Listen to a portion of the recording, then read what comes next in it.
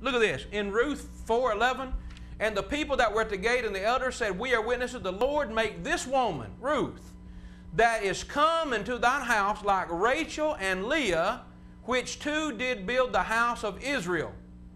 And thou do worthily in Ephrathah and be famous in Bethlehem. Now, they're praising the marriage. They didn't condemn, well, you shouldn't have married somebody that's not in your race, Boaz. They praised it. And the women said the same thing to Naomi. Said, blessed be the Lord that hath not left thee this day without a kinsman. And verse 14. So, again, we have marrying outside of your race. Samson married outside of his race, and it was from the Lord. Judges 14, verses 1 through 3. Here it is, right here. But his father and mother knew not that it was of the Lord, and he sought an occasion against the Philistines. So in order to deliver Israel, God had Samson marry a Philistine, an uncircumcised Philistine. That's definitely not in the race. That's definitely not in the race. Now, here's my point, friends. I'll try to make this quickly. Is it race or righteousness? In Genesis 32, verse 2, Shechem defiled Dinah. Now, Shechem was a Hivite, but he wanted to marry Dinah. And here's what Jacob and his son said. If you will be circumcised, if you'll be one of us and be circumcised, we'll give you our daughter. Now, in Genesis 34, they were going to be all right marrying a Hivite. Now, come on down to Deuteronomy 7. In Deuteronomy 7, God says, when you go in to possess the land, don't marry the Hivites. Now, what's the difference? Why could you marry one in Genesis 34, but you couldn't marry one in Deuteronomy 7? I'll tell you why. Listen carefully. It's because here's what has happened. Here's what has happened in Deuteronomy 7 and Genesis 34. In Genesis 34, right here, we have the account with Jacob and Dinah. And over here in Deuteronomy 7, you have them coming into the land of promise, the promised land. During this 400 years, you have the Hivites being corrupted and wicked, and now they're ready to be destroyed. But at this time, they were not ready. See, God was going to kill two birds with one stone. He was going to give Abraham the promise and give the land to his seed, and he was going to punish the Amorites and the Hivites and the Hittites and those 7 nations in Deuteronomy 7 at the same time. That's why you could marry a Hivite over here in Genesis 34, but you couldn't marry a Hivite over here in Deuteronomy 7. It's all about righteousness, not about race. It's all about righteousness. Righteousness is what God's concerned with, see? Same reason in Exodus 12. The mixed multitude came up with them, and they were fine. They came up out of Egypt with a mixed multitude. In Nehemiah 13, they couldn't. All about righteousness. All right. That's our 3 segments. Okay. Scotty, can you put the, well, let's see. Can you just put the phone numbers up, please?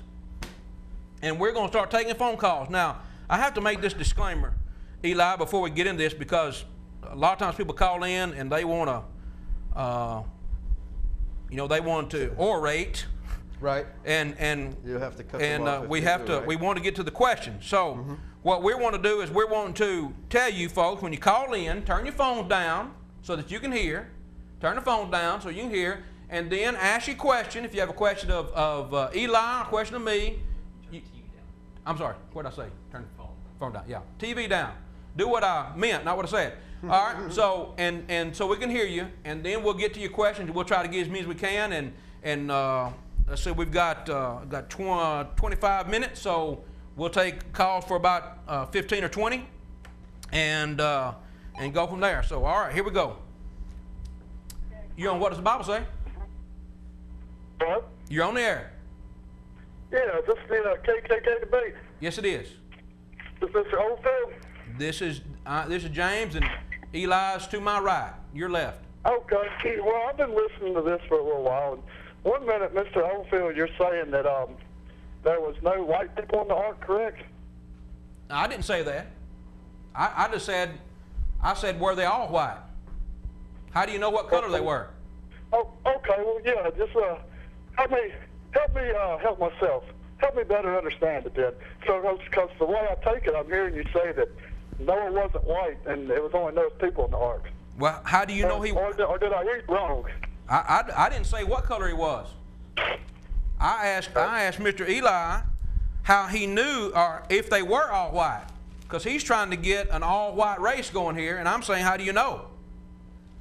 Well, I don't know what I'm interpreting it. Okay. You're speaking of his culture and his religious background, which will lead to his race. And then I hear you preach verses that there shouldn't be interracial marriage. And no. You say that it's okay to marry interracially, which I totally agree with you. But it's kind of I'm taking it as though you're saying that it was white people in the ark, and then you're saying it's okay to. I didn't say. So, I'm just kind of a little bit confused on your position. Well, listen. All right. Well, listen. I didn't say what color of people were on the ark. I was asking. Eli said that they were all white. I didn't say one way or the other. Well, I'll say this. From what I've interpreted it, you pretty much said that there's no white people in the ark. So I remember you said something about the giants was white, and what did they just say? No, I didn't say that. I didn't say that. I'll get you a DVD. You did say that. You did say that. I didn't say there were all white people in the ark. I said that. I'm not pro KKK. Okay. I'm not pro you. Eli's saying he said it, but I didn't say it. I'm just a very interested observer, I would say. Okay. All right. Well, thanks for your call. Thanks for your time, buddy. Thanks for your call. Okay. Yeah, man. Okay. All right. Yeah, I don't know. Respond to that before we Yeah, take go another ahead. call? First of all, in Genesis chapter 6, the word is Adam.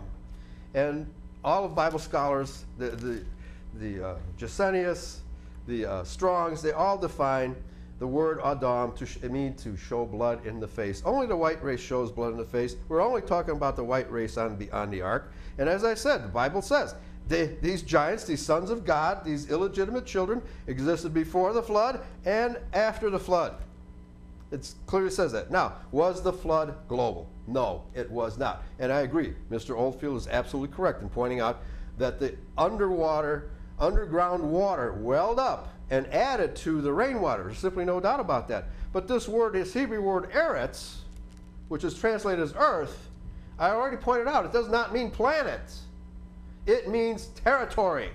And the territory was Ararat. And in the area of Ararat, a flood arose, the ark floated, and it floated until the waters abated. There's nothing about Everest. There's nothing about the mountains outside of Ararat. That's an assumption. We can't make these kinds of assumptions to teach a global flood. Let's ask a simple question.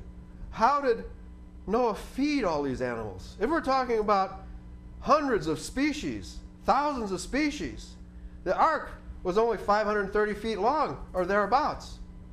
How could they provide food for all these animals? No, we're only talking about the local species. We're talking about the local clean and unclean animals, and that's what he's talking about. All the flesh that was with him, not all the flesh on the planet. That's how we explain that. Okay, and I would say 2 Peter 3:6, Peter says, whereby the world that then was, being overflow with water, perished. So the mountains that were then may not have been as high as they are now. Because when the deep cleaves open and the mountains rise up and breaks up, you have a change of geography, change of topography. So you can't go by the mountains now, Mount Everest, that it was underwater. So it might have been raised up. So I'll take Peter. Peter said the world perished.